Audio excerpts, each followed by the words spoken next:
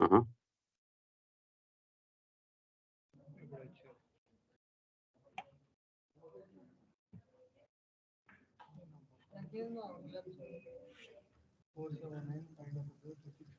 Which the question in I design 2D array topic.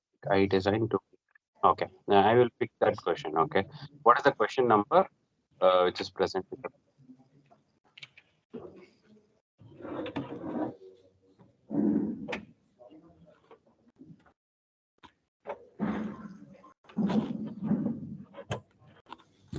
person who asked this question? What is the problem number? Any idea?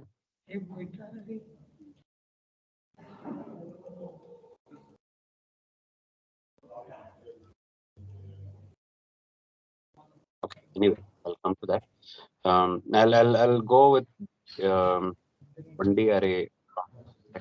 I could see the completion part of it. Most of it, 1D array problems. I don't know what is the thing which is stopping you from solving. So if you tell me which problem that you are not comfortable, so I will basically deal with 1D array, 2D array here. I want you to ask me which one you did not understood. So that is the first concern that I'm having.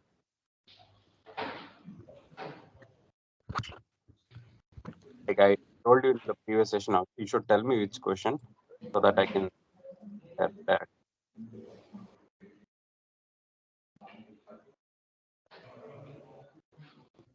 Okay, somebody asked the array, so I'll go there and see what is that exact question that you're pointing. I don't know which is anybody knows what is the question number, then I can directly go to that.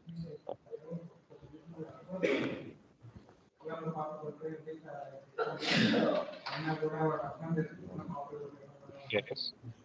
Uh, just the question or which is the problem.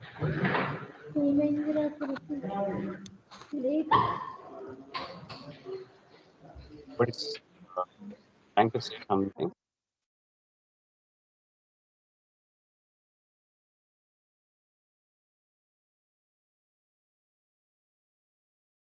I could not see any such question here. Can you confirm whether this is the right thing which I'm looking at? Okay, so the person who asked this question, right? How do you approach this in um, what to say in 2D arrays perspective, right? So input is 3. So you can see AAA, BBB, CCC, right? So it's a 3 cross 3 matrix. So it is obvious that number of rows is 3, number of columns is 3. Okay. And inside that, the first row is AAA, second row is BBB, third row is CCC. So it obviously says you is it is incrementing by number of rows. So whenever you have rows as the I loop and inside you have J loop as columns, right? So you have to point, say, whenever you are in the zeroth condition or the initial condition, I is equal to 0, j is equal to 0, right? So when j is equal to 0, I is equal to 0, you are supposed to print a means you can just take that ASCII value or that particular character value of that capital A, and you can print if I value is 0, you can print the same thing, right? Same a column in each same repeated columns A in the same iteration. Okay, and when you're coming to the next iteration, I value will be incremented, right? So when I value increments, then you have to also increment this ASCII value. Okay, so that it goes to the next ASCII value. Say if capital A is 97, next time when it is coming back, it should be incremented to 98. Means outside the second inner for loop, right? You have I and J loop.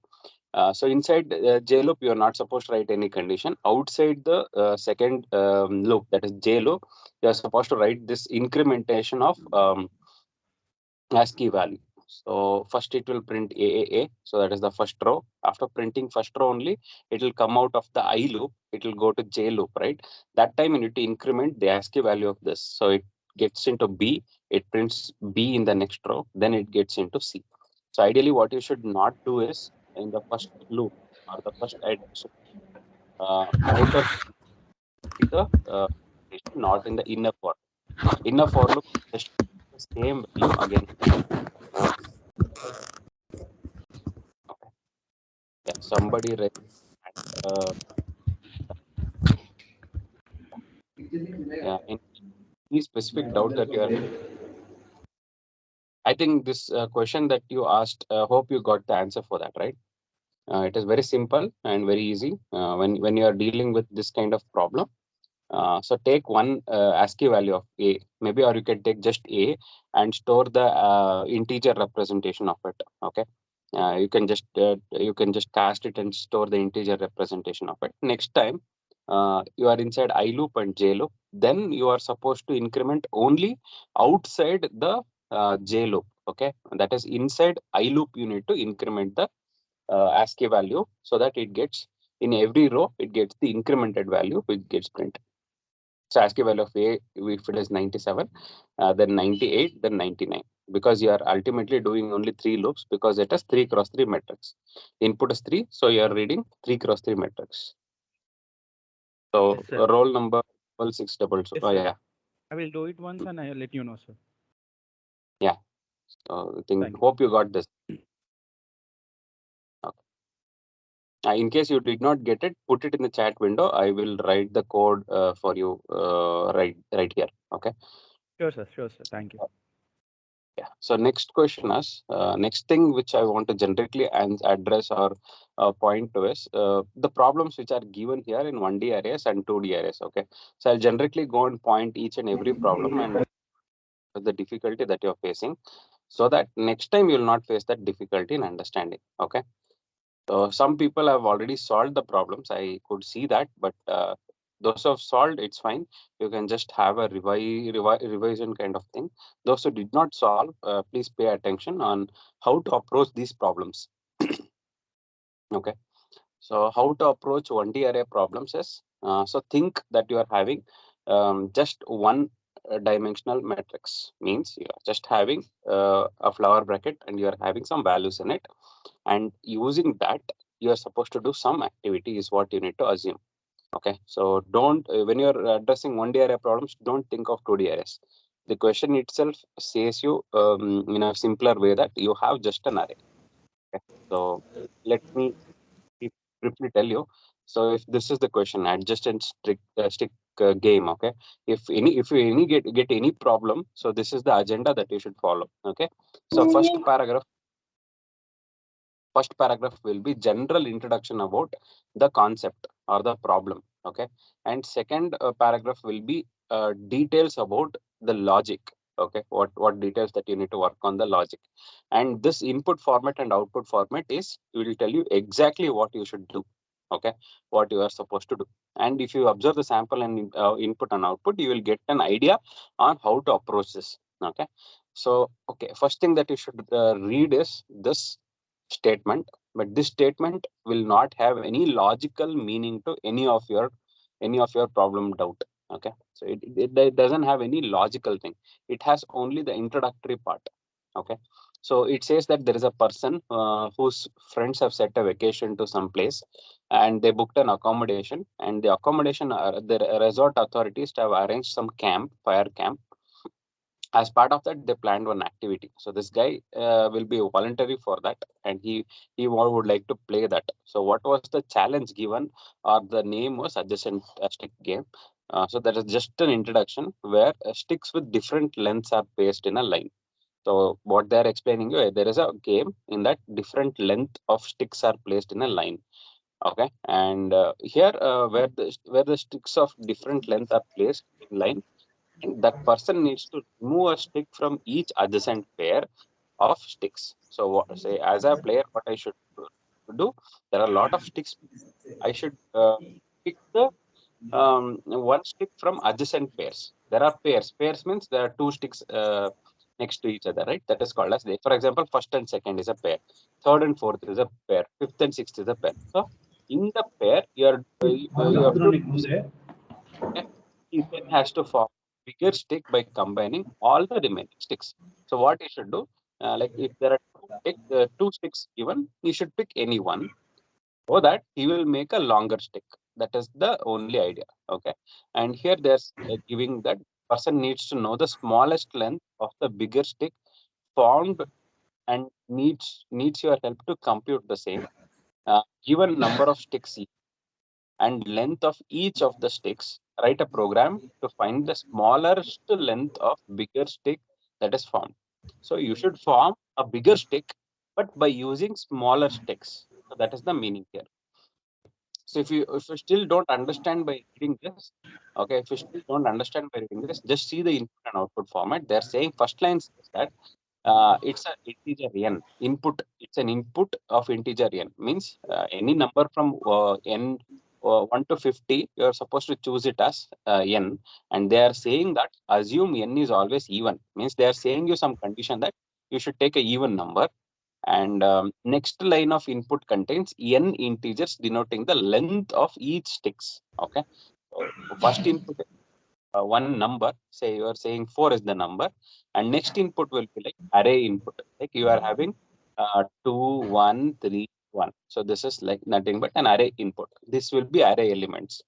So these are the sticks with the length. Okay, this is 2 centimeter, this is 1 centimeter, 3 centimeter, and 1 centimeter. So this is the array values. Okay, so what you are supposed to do, you are supposed to read this and store it in an array. And store it in an array. Okay, and you have to, what is to, it's an output. What they are saying is, okay, output format is output is the smallest length of a bigger stick that is formed. Refer to the sample. So this is nothing but the bigger stick formed using smaller sticks. Okay.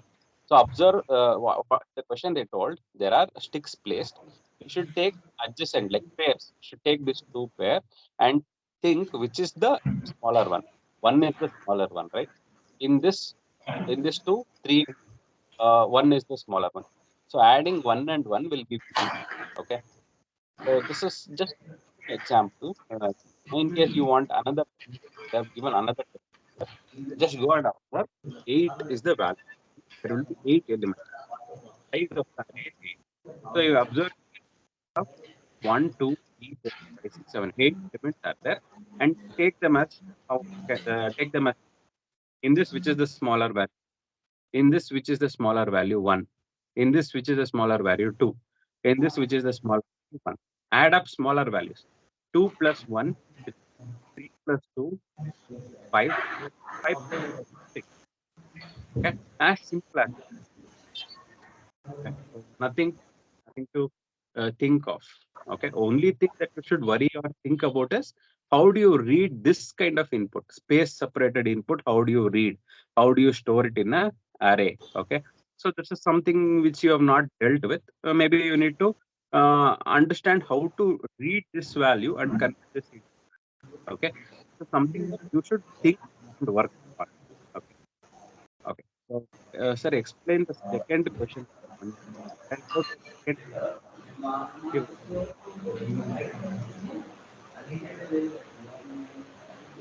some not in mute. Please mute yourself. Okay. So this question, okay, I don't know what is this question. Okay. So it says version management system. Okay. What is version management system? It is like Git server, Git, Bitbucket, or whatever you are having, right? Version management system is that Git, GitHub, GitLab, all that is version management system. What happens? Any files that you are having with you, you can store it in this version management system and store it there. Okay. Imagine you are doing a Java project which you are having 10 files. You need to store that 10 files in a cloud, and wherever you want to access it. Okay. If that is the case, it will be a version management system. You can take. Okay. Here, what they are explaining is a version management system repository of files. Means, as I told, there are 10 files. Okay. You're trying to store all the 10 files. Okay.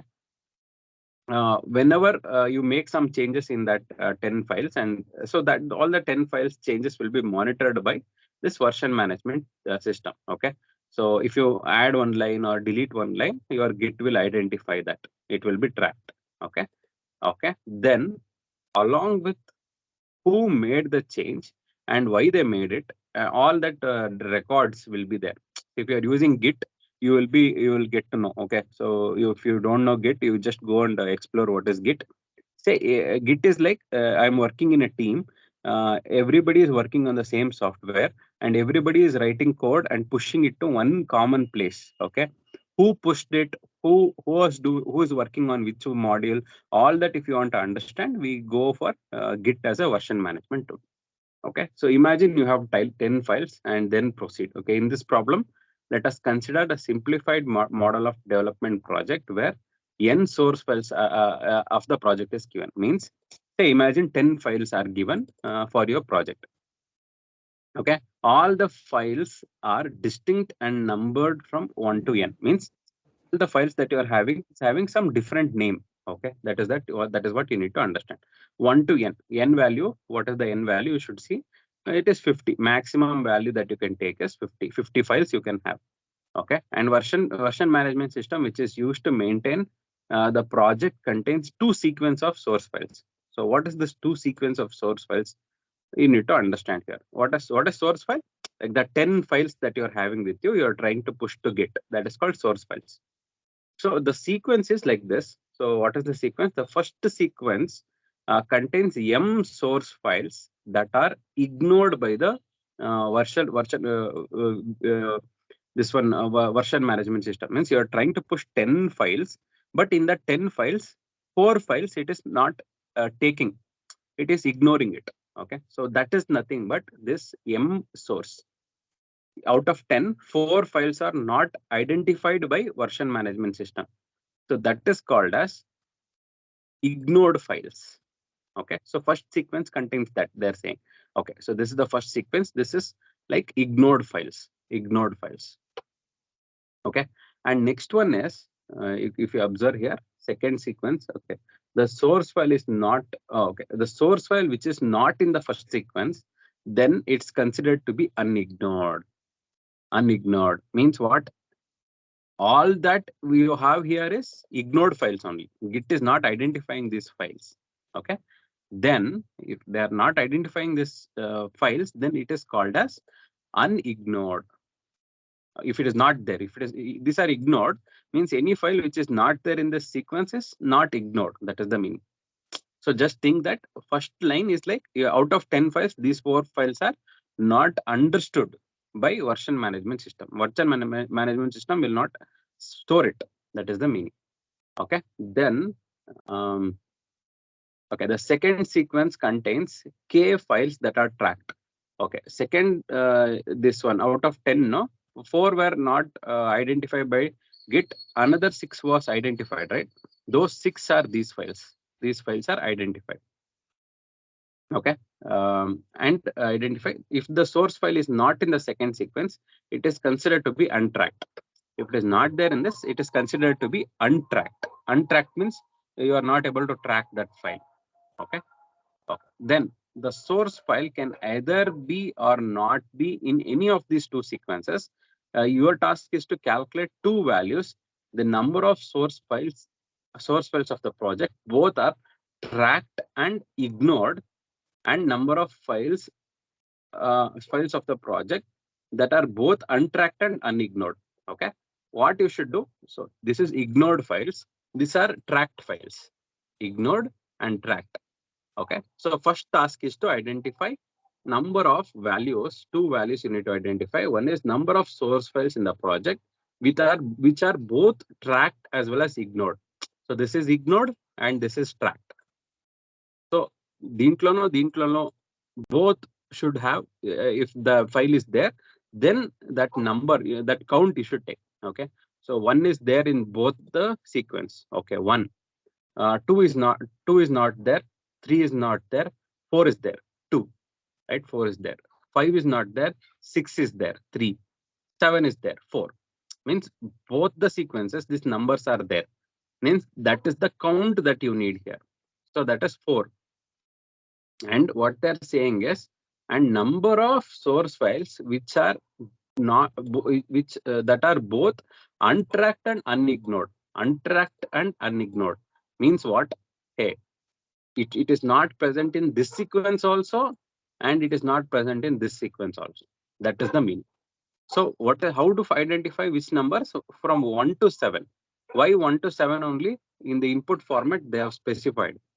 First line of the input is three integers will be there. One is n, m, and k, denoting number of source files in the project, number of ignored files, and number of tracked files. Assume that the maximum value of n will be 50. And they're also saying that second line contains m distinct characters of sequence A, and third value is k, which depends what is the B sequence. Okay, and also they are saying the output is a single line of two integers, the number of source files that are both tracked and unignored, and untracked and unignored. Okay, so out of 7, okay, you see which are second sequence. What is that? Okay, in this 7 numbers, the number should not be present in this also and this also. 1 is present in both, so you can't take that. 2 is considered, it is present in one of the sequence, so you cannot take 2.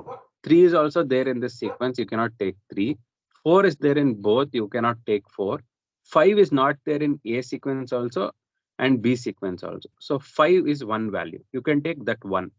Then 6 is there, 7 is there. So only one file is missing from both this sequence as well as this sequence. So that's why it is 1.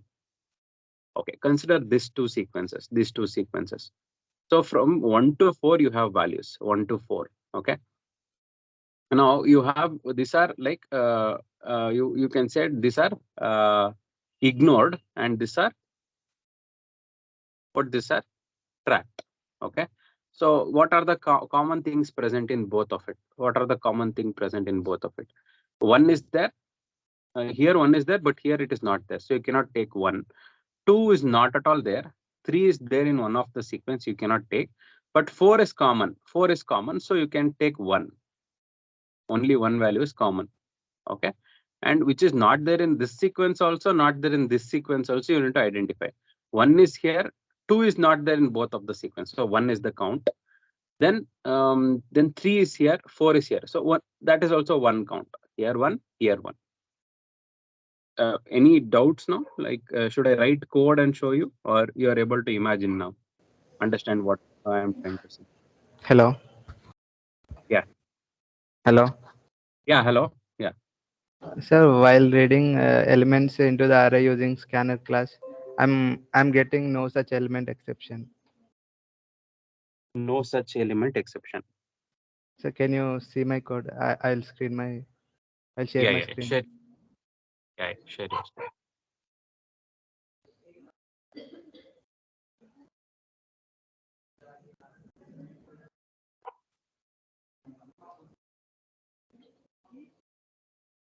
Sir, can you see my screen?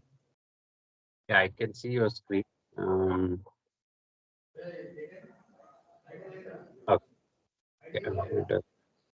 Okay, run it. Error exception you are getting. No such. No such element exception. Well, Can you show me the? Can you compile and run it? Which line you are getting?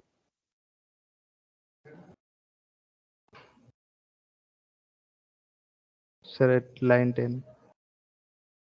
Line number? 10. Line number 10. Line number 10. Okay. What you're doing is integer.parseInt of br.readLine. Okay. See here, you have n. Can you compile it? Compile the code. Compile the code. You have compile button, right?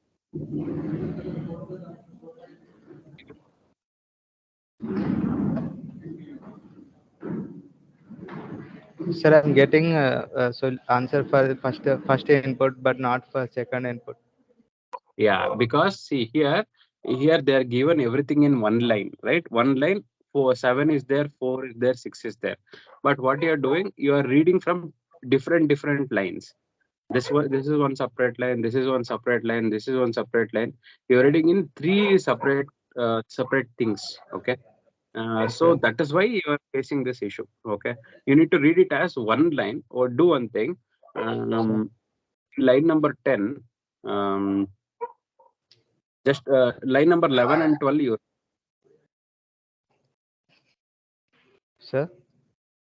Line number 11 and 12 you remove.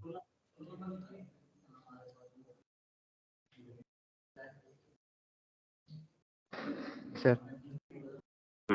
So that int n is there, right? Make it as some int numbers, sorry, string numbers. Sir, 1 minute. sir, I need Let to make n as integer string. do one thing. Do one thing. Just just copy that 9th and 10th line. Put it in the chat window. I will Okay, explain. okay, sir.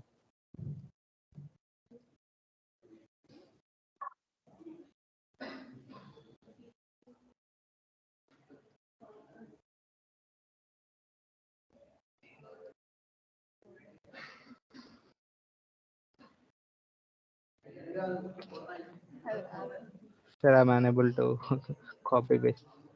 You are not able to copy. Okay, no problem. I'll come to that. I'll come to that. Okay, you are able to see the screen, right? Okay, I'll write that code here. Please observe. Okay.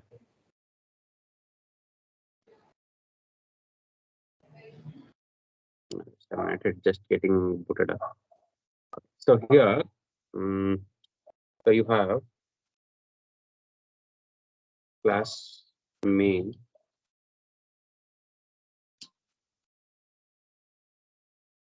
System dot, okay, main you need, right? Okay. Public static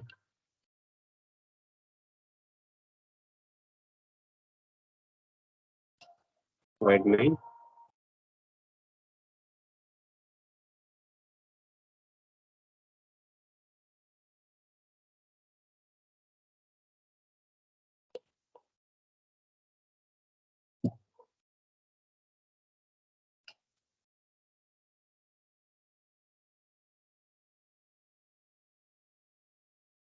Okay, so here what you are doing is you are using buffer header instance, I think, right? Buffer Yes, sir.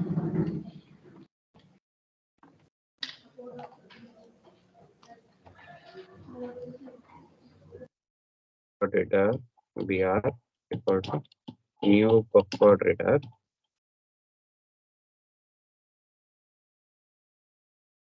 New input stream header.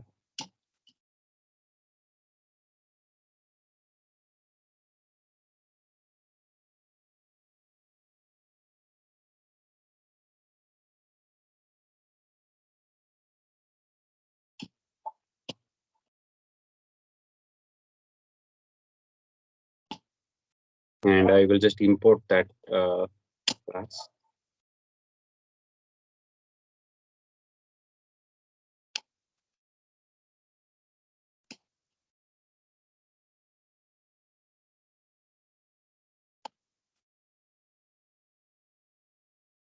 Okay, so so what you are trying to see, you are here, your task is to, first line is nothing but you have 3 numbers that you are trying to read. Okay, but here if you are using br.readline, br.readline means you are reading the entire line. That is the meaning. Okay, so you will read the entire line. This line you are reading. This line is having some numbers in it, but you don't know whether these are numbers. You don't know what it is. So what you do, you just read it as string only. Okay, read it as string. Okay, just read it as string. String. Some numbers. Numbers is equal to. Just read it as numbers. Okay. Then you will have that numbers with you. That numbers with you. Then what you can do, you can have an integer array, right? You can have an integer array of numbers input, whatever you are taking, is equal to this number dot, right? Split. If you do split with spaces, wherever you find spaces, you cut that string. Okay, you will get 3 pieces. Each of the pieces, what you will do, each of the pieces you will do it as like integer dot parse int of, parse int of. So each of that piece of string, we are converting it into an integer value and storing it here. And then after that, you can use this value, whatever n is equal to. Say you can declare int n is equal to this number of 0. This is the value, length of the string you're looking for, right? Okay. Then after that, you have number two. What is number two? You have like k, say n. Sorry, n is okay. M and k. So you can say int m. Int m is something, and int k is something. Int k. Okay. So like this, you can separately store it. Okay. Separately store this also. So this is how you need to approach this problem. Okay. So because it's a single line that they have given, you need to read that as a single line, but convert it however you want internally. Okay. Now if you print this n, m and k, then you will get the values. Okay. System dot out dot print ln. So here you can print, means you can use these values from now. Okay. Here you can use these values from now. I'll just try to print it here. Plus space, then I will also print m plus space, then I will print this k. Now as a matter of proof, I am showing you it is now there with you as different values. Maybe k is capital. I'll just save it and compile it. Now it will ask you to, okay, system.out.println semicolon missing. Okay. Now it will ask you to read the input from the user. Maybe user will give 7 space 4 space 6. Okay. See here, cannot, okay, read line L should be capital letter, and other is integer dot parse int of parse int of number dot let. Just a minute, one more error is there. String cannot be converted to string array. String array cannot be converted to string.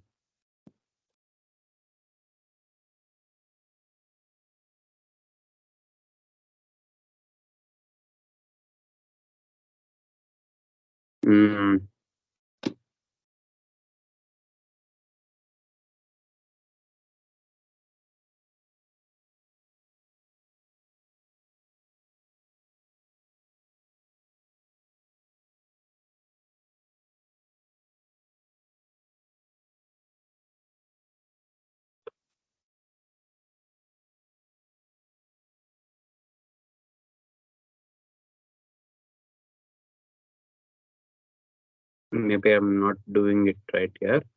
I'll just cut this. Static array where that each value and store it. That's it.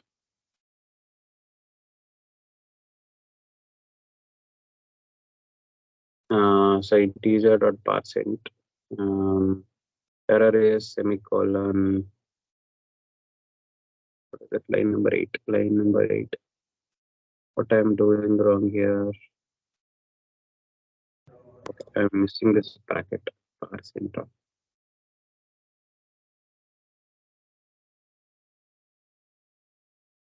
So this way you are supposed to convert it from string view.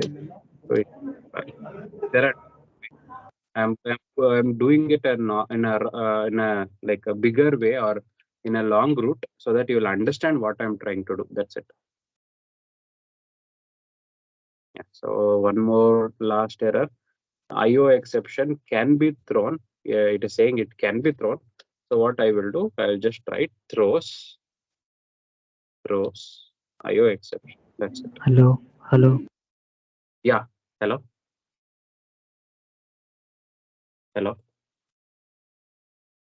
So it is now successful.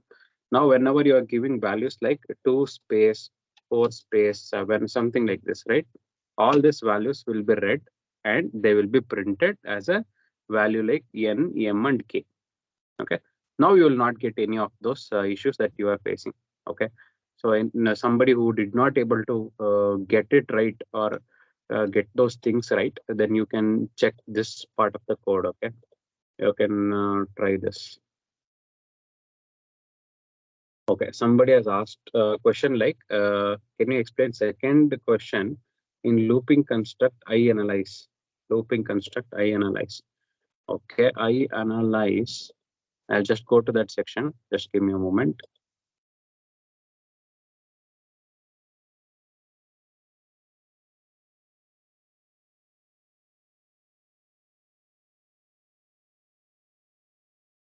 Others in the meeting, if you have any doubts, meanwhile, you can put it in the chat window so that one after the other, I will be able to address it. Otherwise, it will be difficult for me also to address and difficult for you to understand also. Okay. So here I analyze. And what is the question number? Sorry, I forgot. The second question in I analyze. Okay.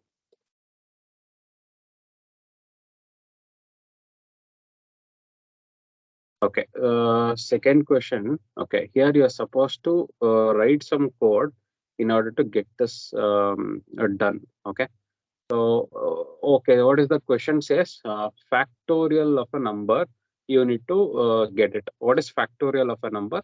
Like you need to write some looping construct in which instead of going with normal loop until the condition is met, this will check the base condition. Until the base condition is met, the function will call itself. So this kind of scenario, we call it as recursion. Maybe they are not also saying recursion you need to use. They are saying determine the factorial of a number.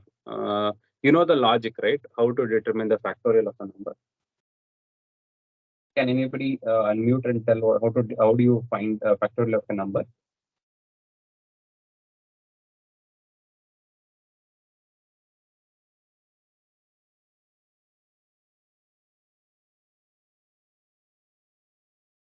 Say if I say 4 factorial, okay, how do you find out 4 factorial?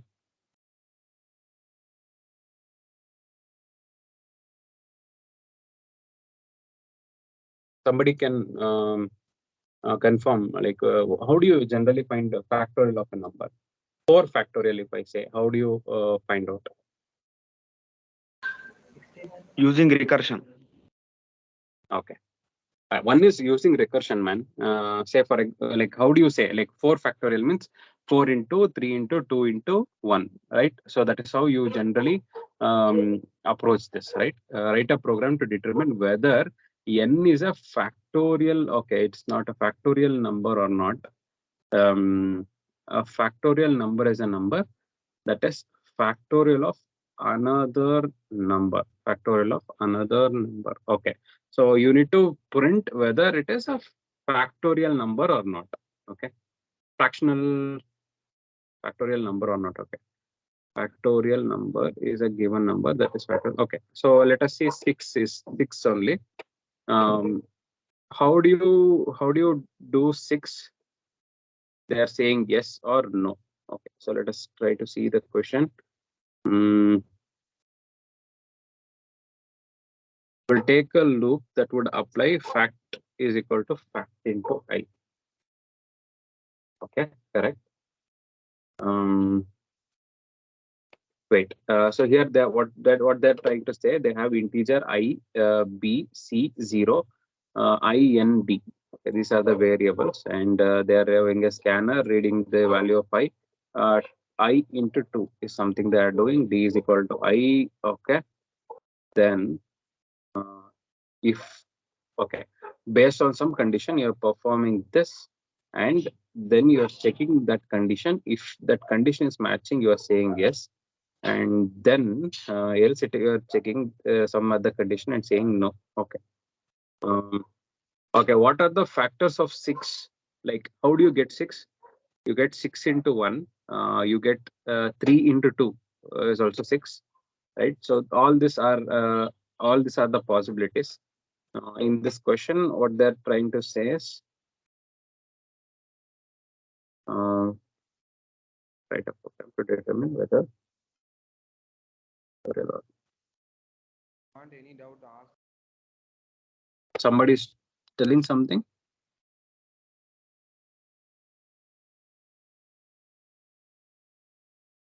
Okay.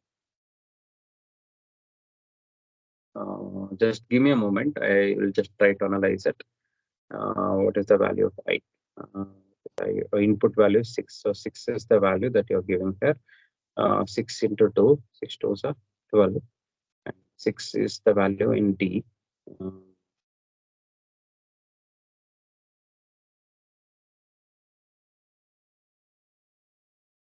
Okay.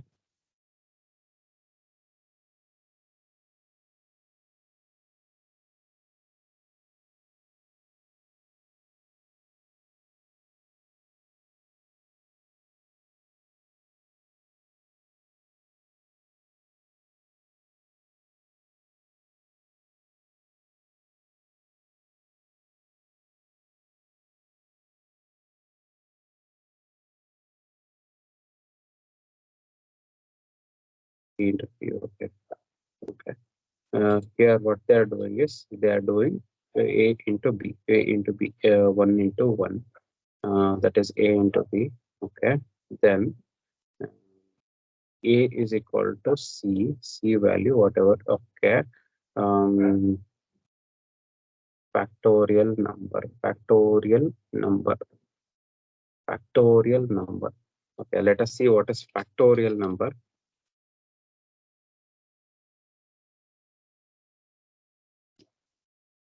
Okay, so if this is the case, yeah, like 6 means 6 into 5 into 4 into. Okay, given value is 5 into 4, which is equal to 1. The positive descending numbers are added together. Okay, so you need to do this. Okay, you need to add all the positive descending numbers together to determine the factor. Okay, so if it is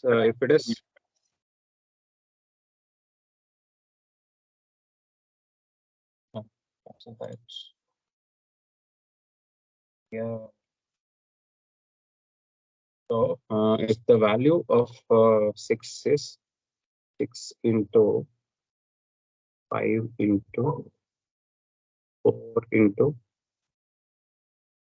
3 into 2 into 1, right? So this is what all the numbers of descending numbers of that particular value. Okay.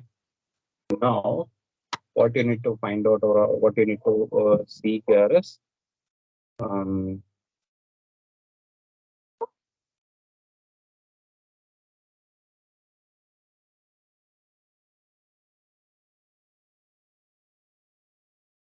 so you're adding up this.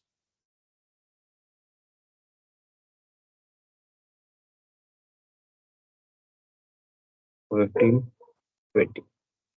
Okay. D value they are taking it as I. Okay.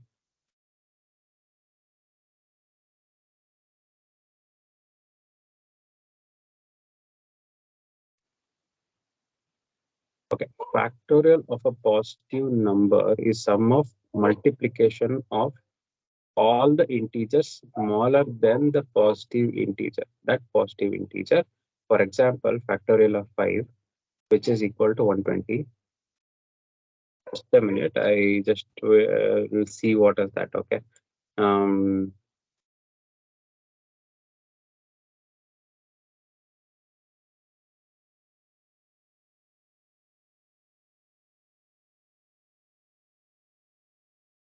Well, after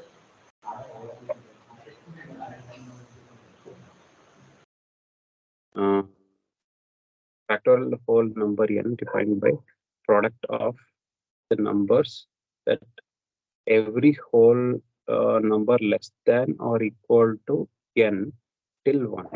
What is factorial of a number? Factorial of a number means multiplication of numbers that every positive integer less than that, so that n factorial n into n minus 1 n minus 2 n minus 3 so on.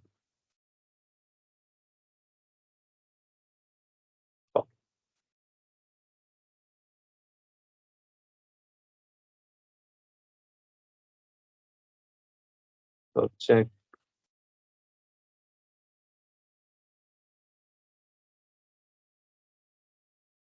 that number is factorial or not. Factorial or not. Okay, so this is what you need to see. If the number is factorial or not, you need to identify. So what is that they're trying to say is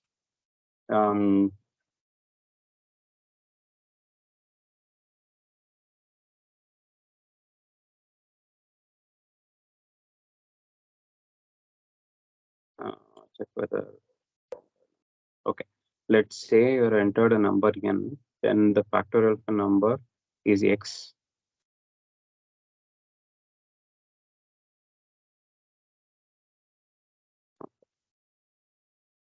Okay, so in this code, what you're to supposed to write is some condition to which the looping will happen. Okay, so let us see. See, they are having some predefined values here, so that's why it is getting confused. So what is this? A and B is like you have factorial, right? The factorial of 3 means 3 into 2 into 1. So it is not shared, sir. Oh, screen is not shared, is it? Sorry. Just sharing the screen. Sorry. You are able to see the screen? Yes, sir.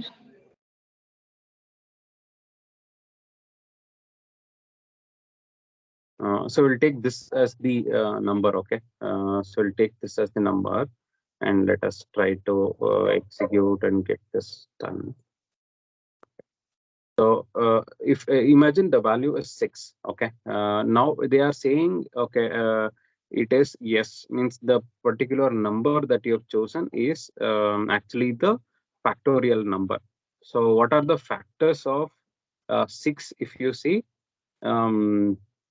Or in this program, how they are trying to analyze, or how do you need to analyze this is they have given some preconditions saying that they have this value a, b, c, i, n, and d. Okay, so because of some reason they have taken these values, so they are reading value in I. Okay, I is the value that they are reading. So imagine 6 is I, so they are doing n is equal to I into 2. So there is some variable n. I don't know why n is taken, just for a convention. So you have 12 value in n, okay, and you have d. So in d you are storing the actual value, okay, d and n. Okay, so now like you need to iterate this. Say if this number is 6, 6 into 5 into 4 into 3 into 2 into 1. So again the 6 loop will happen, right? 6 times it has to perform some activity to check. You are doing you are trying to find out whether this is a factorial number or not. Okay, so the actual value is in d, right? I is equal to d now, right? So you will check this d value is like, okay, see, they're actually purposefully multiplying it with 2 so that they have the double value of it. Means you will actually get that 6 iterations to be done in this while loop. They're trying to do all the 6 iterations. So you can check until the value of d is less than, because d is having I value, is less than whatever that you chose, that is n. Okay, n is having twice, right? So 6 times it has to iterate. So while it is iterating, what you're doing, you're having a and b, a into b, that is 1 into 1, right? So that you are storing it in c, and c you are storing it in a, and you are incrementing b. So what is b? Like you have 1 into 2 into 3 into right? So that logic they are trying to do here. So first time c value will be 1, then c value is stored in a value. Now b value is incremented and d value is incremented. So what happens? B value, it is 2 now, right? B value will be 2 and A value will remain 1. But D value will increment to 2. Sorry, D value will increment to 6 it becomes 7. So loop also iterates, loop also starts progressing. And this, so here I need to check for some condition saying that if based on what you are trying to check whether it is a whether this number is a factorial or not, or the factorial number or not. There should be some condition in which you are checking. Okay, so here you will check the value C, that is A into B you are doing, right? Say you have 2 into 3, which makes 6. Okay, or you have any other value which makes 6. No, 6 into 1, or you need this 2 into 3 to make it 6. So I will just choose this value 6, right? Whenever the 6 value is equal to the value of I. Okay, means whenever you are multiplying any two numbers, you get the value 6 back, the same number back. Then this number is called as a factorial number. So that is what you need to check.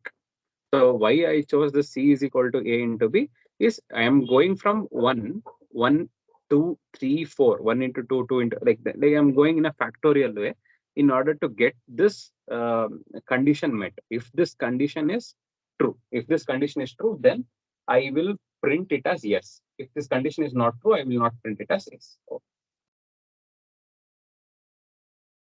this is what I need as my primary condition. Okay. Now I have one more thing is no. Okay. So if C is not equal to I, then you will have no, right?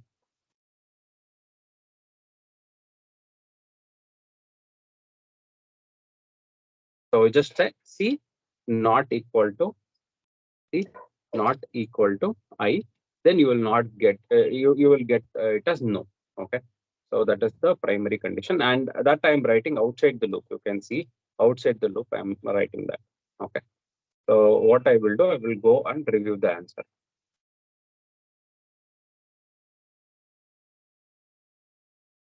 Okay. See here, like if you take 12, now you take 12 and analyze this. Okay, whether you get yes or no. Okay.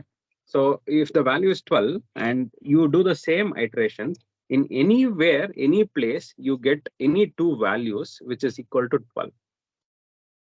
Any two values which is equal to 12.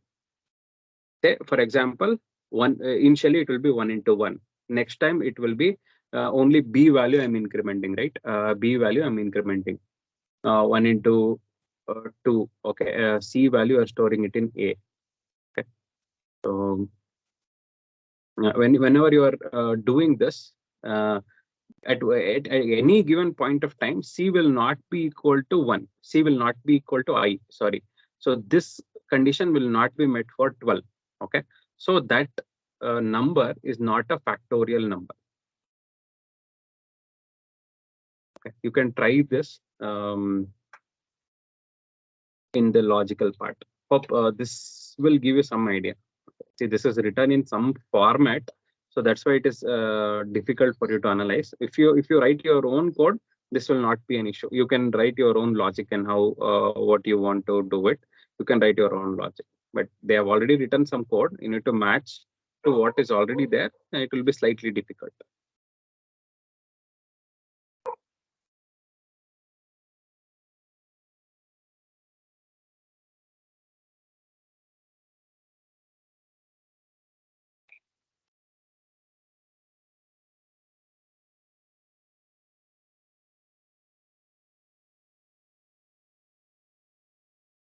Okay, I think this is done. Next, any other doubts, you can put it in the chat window. Sir, could you complete the previous problem? Which I was typing it here, is it? That one. Version control system. Version control system. Okay, what happened? You did not get it right? I could write the logic for this thing. Give me a second, sir.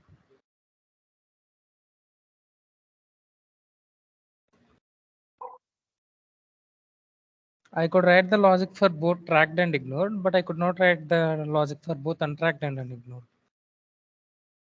Why? It is very simple, right? Both untracked and unignored is very simple. You iterate a loop, and that value is not present in both the arrays. Then you need to count that value. If it is not present in both the values, then you count that value. That's it, and you print the count. Can you show Sir, your could you? screen? Yeah, sir.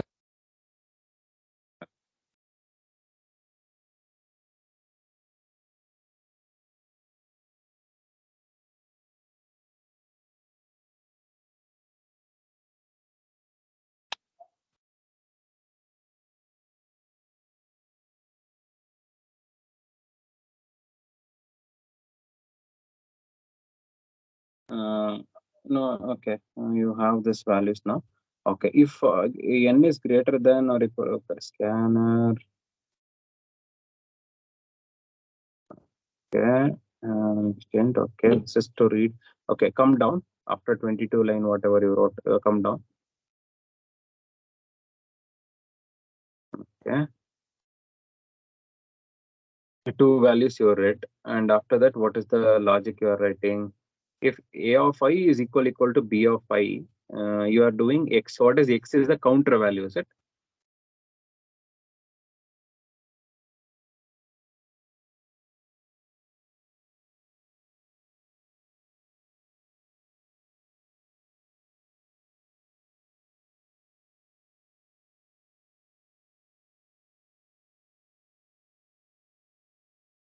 Okay, see here in the if else else if statement you are writing something. I think y is the value that you are going for both untracked and unignored, correct? No, I'm not able to hear you. Yes or no? You are in mute. Okay, so instead of Sir, can you checking, hear me now? yeah, I can hear you now. Sir, that's what I wrote the logic for y, untracked So, and but unignored. But you're trying to check here is you are checking the first loop, first array and the second array, in which it is not there. So something like that you are trying to check, but this is not right logic because yes, sir. maybe I know.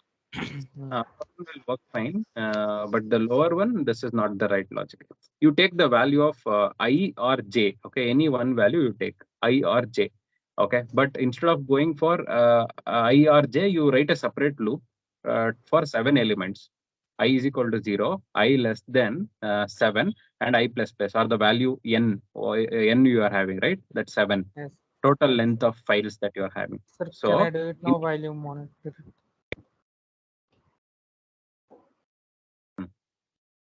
So there, what you need to check for the first time, you go and check the for loop, first for loop, say one for loop for 7 times you are iterating.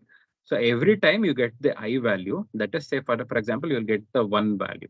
You check that 1 value whether it is present in A of I. A of I, anywhere that 1 is present. If it is present, increment the count. Otherwise, no. Then go for another sequence B. Check whether this I value, whether it is present in sequence B anywhere. If it is present, then increment the value. So you check both the condition. If that value is present in any of this A, if it is not present in any of this. So if it is not present, then you are supposed to increment. If it is present, you are not supposed to increment. That is the value. So maybe Sir, you can. while doing that, if we given this in not in ascending order, how it will work, sir? Then If you're not giving ascending or descending order, it doesn't make sense for it, right? What it needs is how many source files you have. 7 source files you have. In first array, you have again the same limit is 7 only. You can't have values more than 7. Okay, so 1 is there, 2 is not there, right? Okay, 3 is not there, then 5 is not there. Okay. Oh, okay. In this, okay, 3 values are not there. Now, whether the 3 values which were not there in first sequence, whether it is present in the second sequence or not, it should be like a nested if condition. If this is Right. okay, if it is not there here, whether it is there in the second loop or not, because these two loops already you read and you have the values already in them, right? You can go Yes, and check whether, okay, if it is not there in the first loop, whether it is there in the second loop. In both the things, it is not there. One is not there in both the loop, then increment. Now, in this case, 2 is not there, or 2 is not there in the first one, but it is there in the second one. In third one, okay, it is there. 4, 5 is not there in the first loop, first array, and in the second array also 5 is not there. And then the nested the if will work fine. Okay, both the conditions are true. Then only you increment the value. That's it. Okay. sure, sir. Thank you. Okay, very simple one. Think for few minutes, then you will easily get it. Think for few minutes. Otherwise, I'll be there in the call. I will help you out after some time. Sure, sir. Thank you. Somebody has asked this question. What is this KKKK? Who's this? Anything you want to ask about this KKs? 5A0. Maybe this is not the right USN number also. Somebody is trying to ask some question, but I'm not able to understand what is this KK. Please unmute and ask, or you just give a proper question here.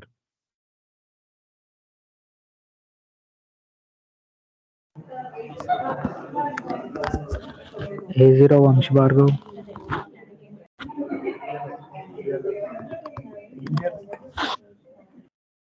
Yeah. Somebody has a doubt.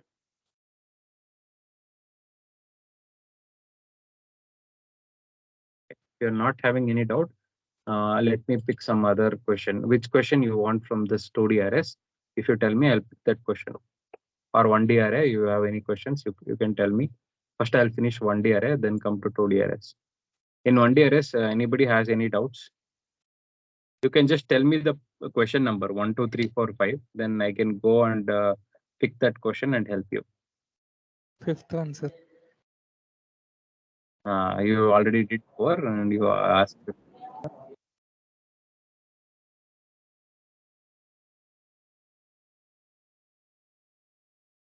Okay, let me explain you the 5th question. Then you can easily do it.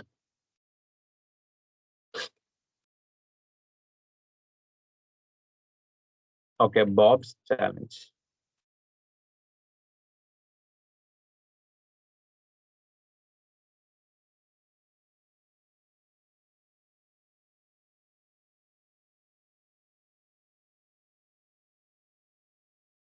Okay.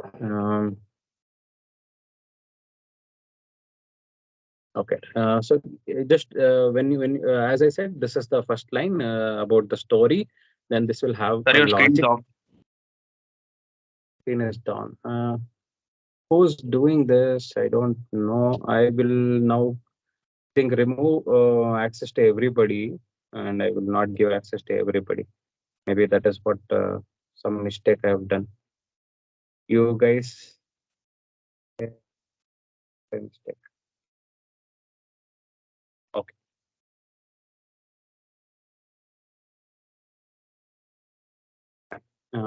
Let me go to that question.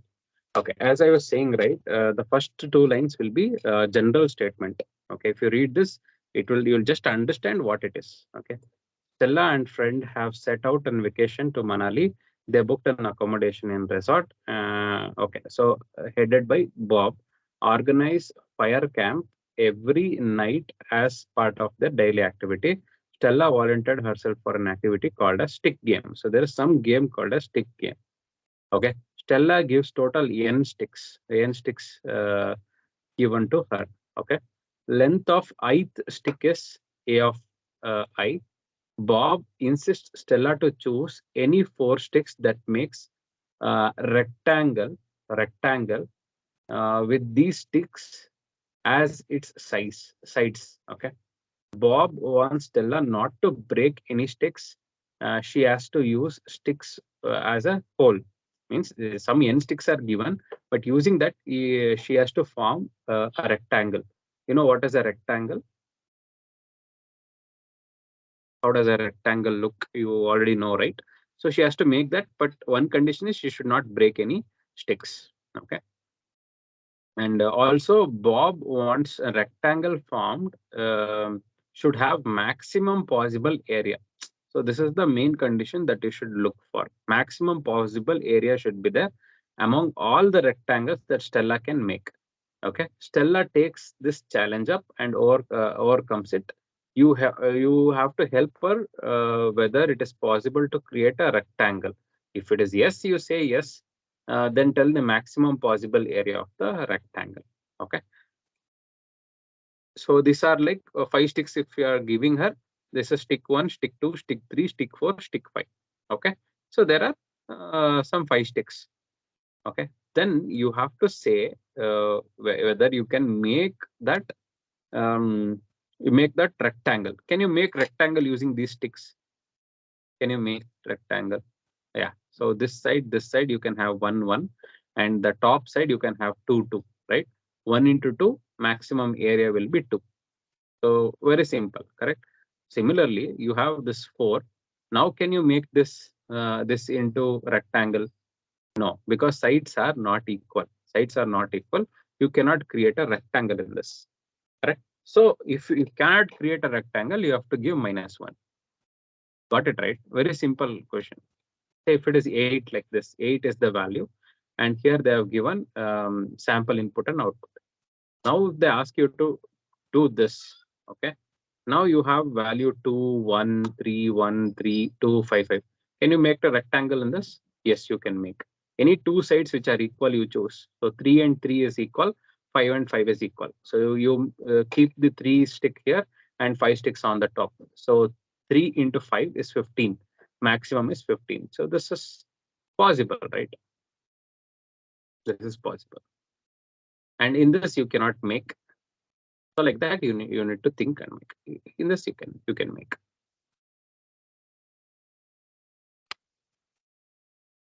Are you able to understand fifth problem? Very simple, right? How will you write logic for this?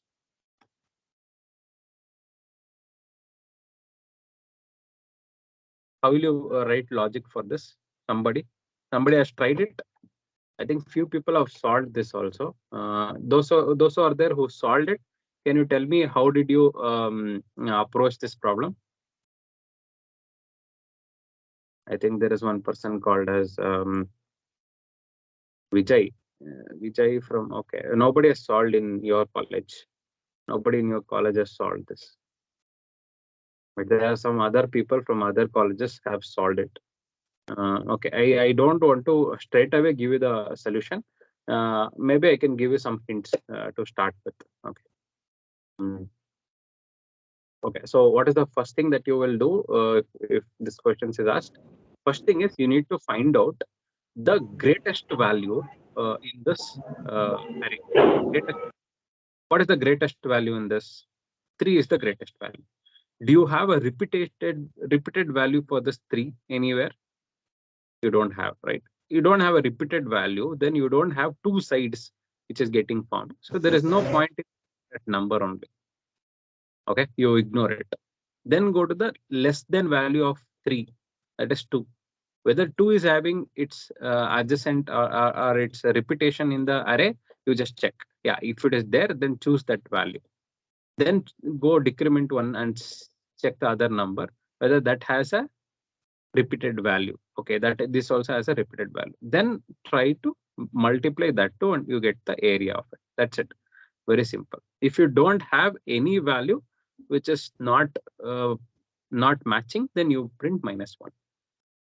First, you always go for the greatest value. What you can do, you can take an array, you can read this array, sort this array. If you sort this array, you will get to know the last 2 elements will be the highest element or the greater value, right? or you can sort it descending way so that you will have the first value only the greatest value. You check the first index and the second index, both are having the same value, then choose that value as one side, and you go to the next array value and check what is the second lesser than value than that. If that is there, then check whether you have a repetition. If you have a repetition, it can make a side, two sides. Then you go for a multiplication of these two numbers. You will get the area of it. Okay. So very simple, very easy, just 2 lines of code that you need to write. 2 lines for this and 2 lines for the totally 7 lines of code is enough for this logic.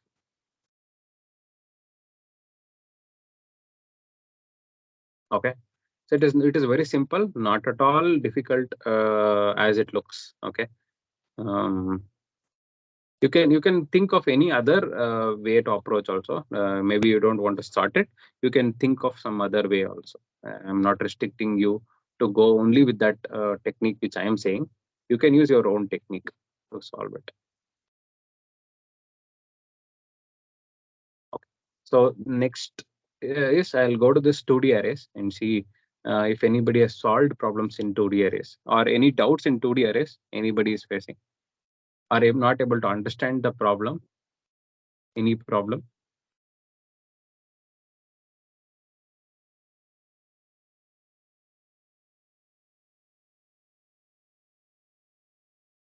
So I see a few people have solved problems in this count of numbered cells. Okay, some people have solved it. Only 2 people have solved, or 2 or 4 people have solved from your college. Okay, only 4 people have solved. Okay, let me go and explain that so that you will not get any doubts in today's practice session. Okay, count numbered cells, and you have valid configuration and single expansion route. All these 3 are similar problems. All these 3 are similar problems based on a puzzle. Okay, based on a puzzle, I think. Yeah. So what is this puzzle? Numericable number or numericable number, we call it. Okay, you go and try to understand what it is. Okay, but here in this problem, what they are saying, you have a 2D matrix, right? Whichever is having numbered cells, right? You have to count how many numbered cells are there. So that is the task for you. So if it is 20, it is not a number, it is a gray box. Okay, if it is having numbers like, okay, 1 is the number, 3 is the number, 6 is a number, and 3 is a number. There are 4 numbered cells in this, 4 numbered cells. So you need to count that numbered cells. That's it. That is your task. In this, how many numbered cells are there? You need to count. Say 5 is a numbered cell, 3 is a numbered cell, 8 is a numbered cell, 5 is a numbered cell, 4, 5, 6, 7, 8. So there are 9, 10. Okay, 10. Somewhere I missed 1, I think. Yeah, here. So 10 numbered cells are there. So you need to count that. So they'll give you input like 5. So 5 cross 5 matrix will be formed, and most of them will have 20. This is the input that they give you. You need to take this input and then check how many numbered cells are there. It is very simple. It should be not equal to 20, and or it should be less than 20. Then you can take that value and count that number and print it. As simple as that. Okay, this is the first problem. If you consider the second problem, they are giving you some conditioning here, saying that you need to give it as a valid configuration or not. Okay, did you understand the first problem? Very simple, right? Anybody did not understood? So in the first row, third column is a numbered cell. In the first row, last column is the numbered cell. Here also, okay. Based on condition, you know condition, right? How to traverse through this I and j loop. I increment, then C. If this value I and j, combination of I and j, if the value is less than 20, then that is a numbered cell. That is count it 1, 2, 3, 4. That's it. Very okay. So here they say valid configuration. You need to check where you just output is just yes or no. They will give you this entire thing you have to read all this, read these values, and you need to check, write a logic to check yes or no. Yes or no is valid configuration or not. So what is that puzzle that they are giving is nullable number logic is a binary determining puzzle. The puzzle is played in typical rectangular grid of cells. So here they have given some rules. You must decide for each cell. You must decide for each cell if it is a white or black cell. Okay, according to the following rules. What is white cell and black cell? All the black cells must be connected. You can see all the black cells are connected. They are not separate. Okay, each numbered cell must be a part of white island. Okay, so what do they mean by each numbered cell must be a part of white island of connected white cells? Okay, and each island must have same number of white cells as the number it contains. Two islands must be connected. Then they say there cannot be 2 cross 2 blocks of black cells. Okay, so these are some rules. Okay, so here what they're saying in the problem statement is, hey, initially we will give you step 1 is to solve the puzzle by identifying full islands. What are full islands? You need to identify. What are full islands? Island means imagine this is a sea and this is an island. It is surrounded, all the 3 sides should be surrounded by water. So that is called as island, right? So if you see here, all the 3 sides, this is covered by water. So this is an island. Full island, we call it as. Okay. So you need to identify full islands. An island is full when it contains as many white cells as number in the region. Okay, any ones are trivially full islands. Okay, they can encounter full region. Any cells that border it must be black cells as shown in the diagram. Means so always remember, whenever the cell is having number one, you should consider that as a full island. Okay, and all the 3 sides should be surrounded by black cells. So this is the first step that you need to do. Okay, so what you do in your code also, just identify any block which is having number 1 in it. Is having number 1, all the 3 sides should be a black cell. Okay, in step 2, what they are solving is, since 2 numbers is a nullable puzzle cannot be part of same island, any cell that has 2 numbered neighbors must be black. The 2 cases are then between 2 numbered cells. Then the numbered cells must be nullable and adjacent diagonally. So what they're trying to tell here is, if you have other numbers like this 3, 3, 5, 8, and 2, 2, 5, and 3, 6, like this, if there are some numbers adjacently, means one next to each other, the other opposite 2 sides should be black. Okay, other sides should be black cells. Other side should be black cells. Okay, as of now, this 20 is a gray value. You need to make this as black and this as black. So what they are doing in this program is, they are given a board of configuration with empty white cells and represented by -1. Black cells are represented by 0. And gray cells are represented by 20. Okay, so remember this is very important. Empty white cells are represented by -1, black cells are represented by 0, and gray cells are represented by 20. So all these gray cells are 20, black cells are 0, right? 0, and white cell without a value is -1. Okay, you see this configuration. Now, whether this is a valid configuration or not, you need to tell. Why? How you will say? These 2 rules should be matched. There should be an island, and adjacent values of this should be having black cells in it. Adjacent cells should be black. So if you see this, here you have 1 island. You know island, right? The cell which is having 1. So you see the surrounding. Next to it is also 0. Next to it is also 0. Below that also is 0. all the black cells are there surrounding the one value. Okay, then you have 3 here. Okay, then 2 here. Both are not adjacently connected or nothing, right? Nothing. So you no need to think about anything. So this is a valid configuration. Yes. Okay. Now this is called not a valid configuration. Why not valid? Here 1 is there. It's a full island. Zeros are also there in this place. And see what else is missing in this configuration to make it not a valid configuration. They are saying it is no, right? Why they are saying it no? You need to find out. So read this carefully.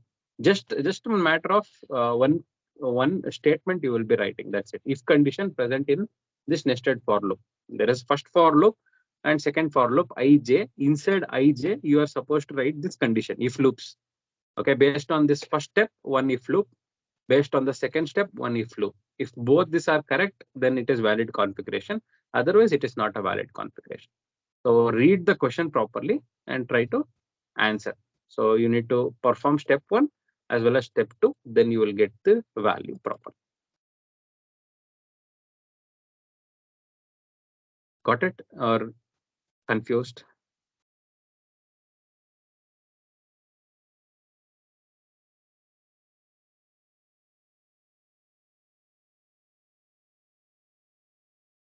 So here you see you have an 3 and you have 0 and 2. So because of this, it is a valid configuration. Here you don't have that 0, you have some gray cell. You just maybe because of that representation, this is not a valid configuration. Okay, so see the other test cases. See these test cases, then it would make sense. So this they are saying it as yes. Say there are some -1s, means it's just a white cell but not numbered, and you have zeros here, and you check for 1. There is 1, and it's a full island. Yes, the value is matching. Then you have adjacent values like 6 and 3. Whether the adjacent values next to it is 0 or not. Yes, it is 0. Then see this 3. Any adjacent? Yes, there is another 3 here, and this adjacent values are 0 and 0. So all these conditions are matching, right? All the conditions are matching. So that's why this is a valid configuration. If they are saying no, because there is no valid configuration in this. Okay, so try to solve this. Very easy, very simple. Only 2 steps are there. Just 2 conditions you need to write to solve that. Okay, and these 2 are very simple. Collisions of event and robotic fair. Let me see what is this collision of event and robotic fair.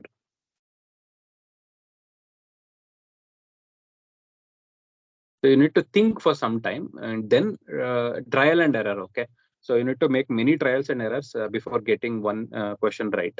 It's not like I'm purposefully not giving you writing code and explaining you, because I want you to explore.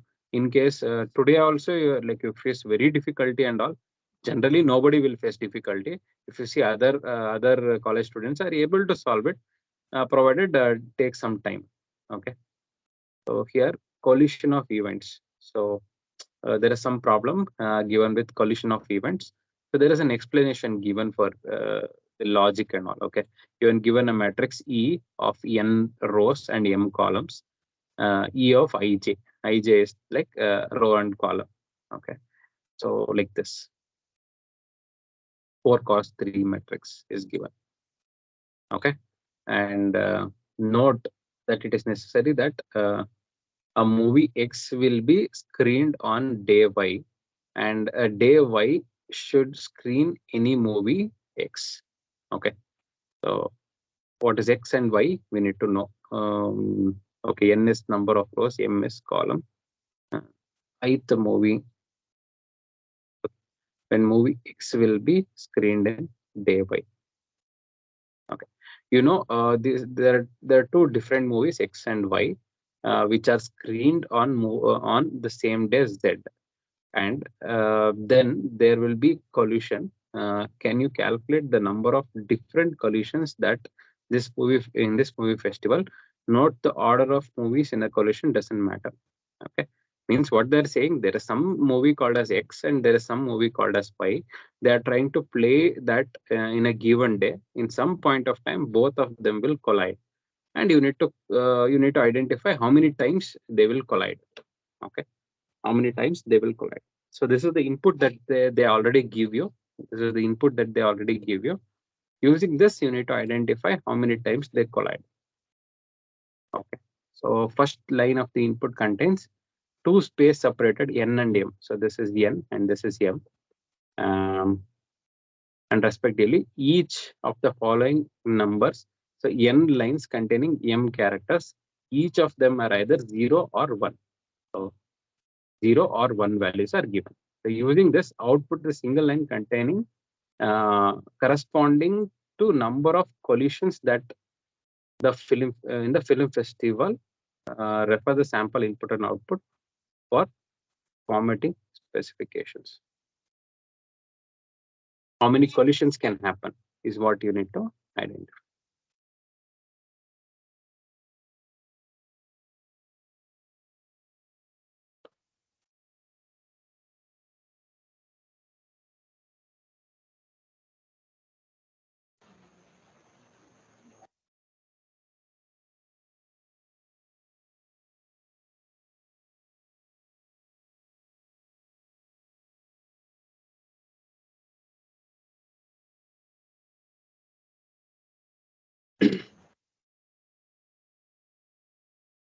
Okay, I'll come to this. Maybe you can solve once. In case you didn't get it, I will help you to solve. There is one more question called as robot at a fair. This is very simple, very easy kind of question, where you have F, L, and R. So F means robot will always move forward. L means robot will turn left side 90 degrees, and R means it will turn right side 90 degrees. That is the meaning. So if you imagine, this is the matrix. Okay, so this is the matrix that you're having. This is 2 cross 4 matrix, 2 rows, 4 columns. So dot dot dot means it's an empty space, it can move. If it is X means it cannot move. Robot cannot move to this X position. That is the meaning. Okay. So if the input given is 2 and 4, now what you're supposed to do is what they have explained here. Okay, input like R and C. Okay, input begins with R and C, each of the separate line. So here they are giving you 0 and 2. 0 and 2 is the actions that it has to perform. Okay.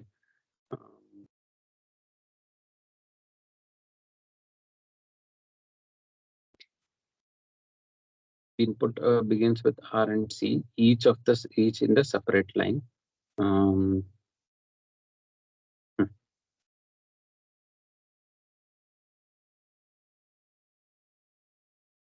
R line consists of character C describing the event ground. The period denotes the cell can walk through, and capital X is a character which denotes that there is an obstacle. Next line of the input is an input consisting of 2 integers X and Y. So this is X and Y, integer X and Y, which correspond to initial position of the robot. Okay, this is initial position of the robot. 0, 2 means 0th row, second position. 0th row, second position. So robot is here. Robot is here.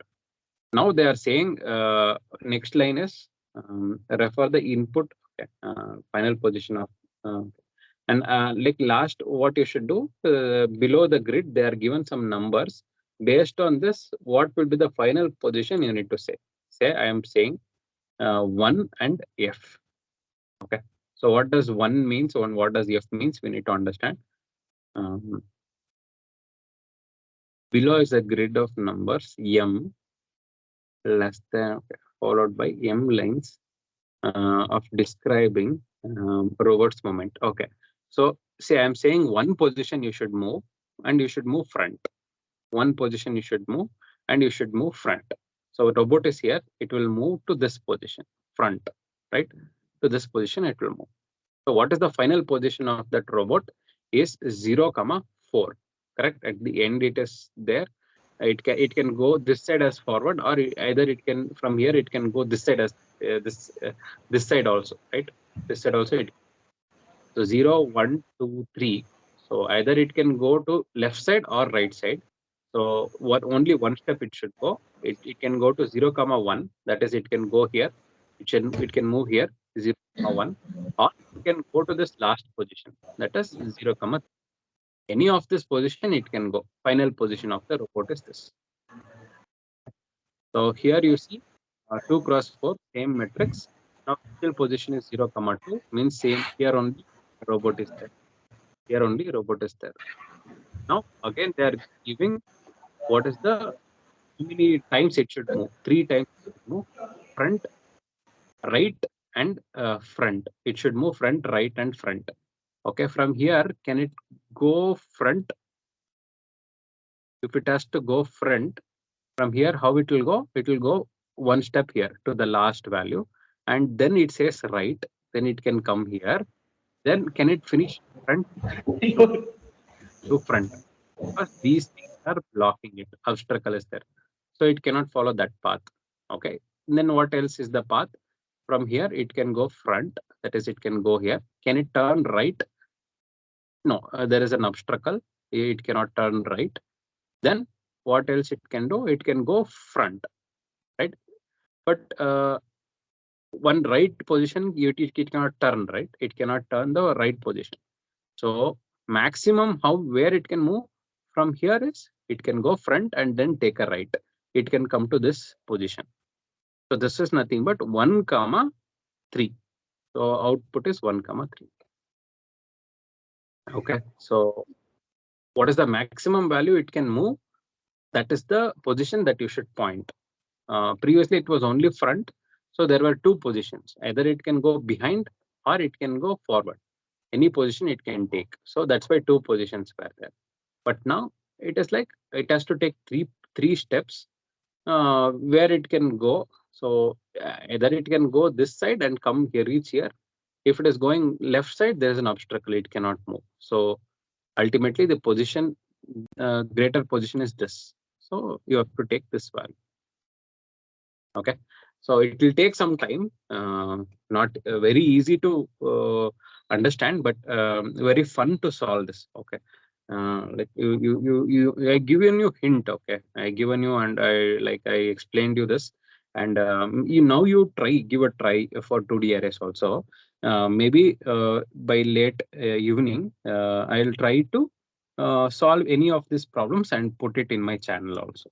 Okay, in case you are not able to get, or you're not able to understand it, or you're stuck somewhere, you can refer to that solution which I'll be making and I'll be posting. But generally I will not give you the complete solution. Okay, you should only come up with the complete solution.